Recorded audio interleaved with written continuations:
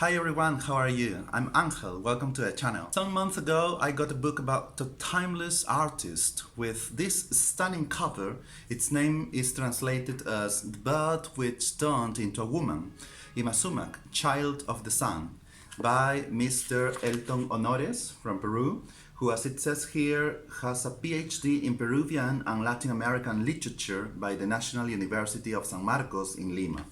Published in August 2022 by Maquinaciones Narrativa, in 4 chapters and 277 pages, this book was published in the centennial of the birth of Zoila Augusta Emperatriz Chávarri del Castillo, the great Peruvian singer, the Andean hummingbird, the supposed descendant of Inca Atahualpa, the only Peruvian having a star in Hollywood Walk of Fame, the Peruvian coloratura soprano, better known as Yma Sumac, or How Beautiful in Quechua. Not only does this book depicts lights and shadows, but an Yma Sumac more human, flesh and blood, different from that Inca goddess, that superhuman diva, that exotic queen we often associate her to. I have admired her since 2004 when I watched a program called Palco Estelar here in Peru. I was waiting for a book like this, although I know it's not only a biography, but other issues as well. Indigenous policies during the first half of the 20th century, or the discussion of what folklore means, what is cholo or mestizo, what Peruvian means. Let's see. The introduction tells us that there is much wrong information about her, and it's highlighted that this is a research based mainly on newspapers. Chapter 1. Indigenisms, Folklore and Miscegenation. Indigenism is a cultural model popular among the elites. We can notice a barrier between coastal music and Andean music. We learned about initial recordings of Peruvian popular music starting in 1911, and, well, the paternalist indigenism proposed by President Leguía in the 1920s. How ironical it was to promote the Incas while native people, their descendants, were exploited. This chapter is also about Moises Vivanco, born in 1918, who would form a Peruvian folklore group and would meet Yma Sumac around 1940. Around this time, intellectuals from Lima, who supported indigenism, discover a country beyond the capital city. These intellectuals promote modernity, and so there's a difference between the popular, native, and primitive as opposed to cultured, western, and modern. That is, the Andes versus Lima and the coast.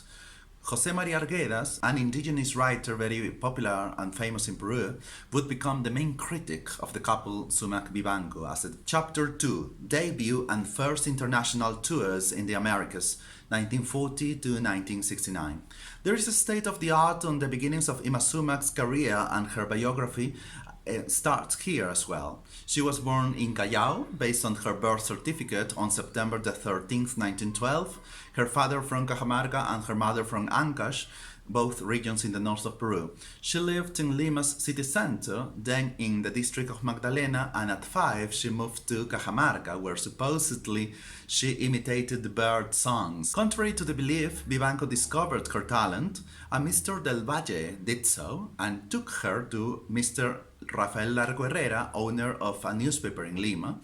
Her first performance on the Radio Nacional, in 1941. The reviews are quite positive. However, there's a constant. Purists want to prevent her from changing since they regard Andean music as something that must not change.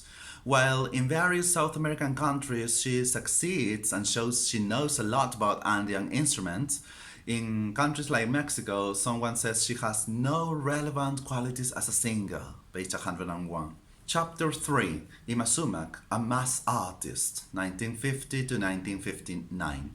The 50s is her golden age, a pioneer in what we call fusion, page 112, but in the USA, where she arrived in 1946, doesn't distinguish the Mayans, the Aztecs, or the Incas, so her aesthetics has a bit of here and there. She is loved in Peru more by the people, by the general public, than by the cultural elite who criticized her in some newspapers.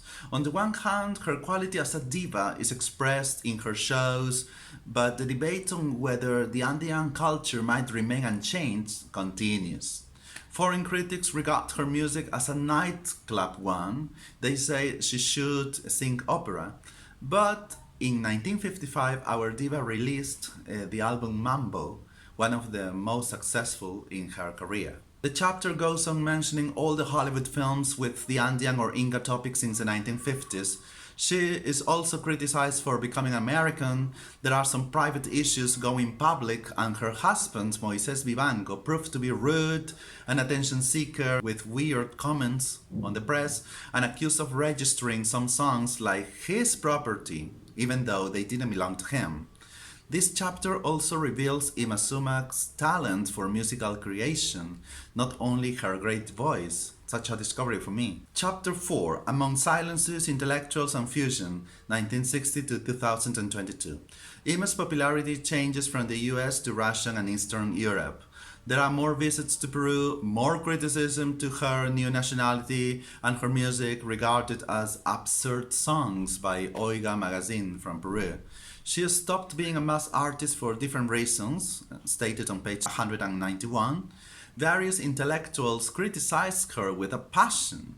Diego Mejia, for example, called her and Vivanco traitors who bastardize Peruvian culture. This chapter ends with the relationship between Yma, fusions in Peruvian rock music, and the concept of what is cholo or mestizo. Page 230 says that in 2000s, musical fusions are accepted in Peru at last. There is an unnecessary criticism to capitalism by this writer, who I guess supports left wing, because in a song by Peruvian rock star Pedro Suarez Vértiz, it says, "When you are finally here, work until you cry as you did there."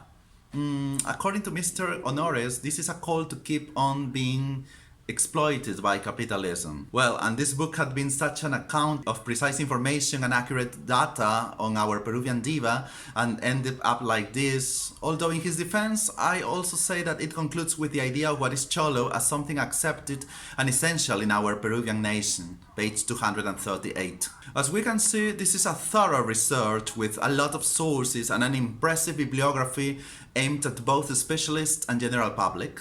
A true homage to Yma Sumac, but as I said at the beginning, the woman rather than the goddess. Loved by many and more popular. I see her on YouTube and TikTok, for instance. A woman who has transcended time, lights and shadows, the greatest admiration and the most aggressive criticism.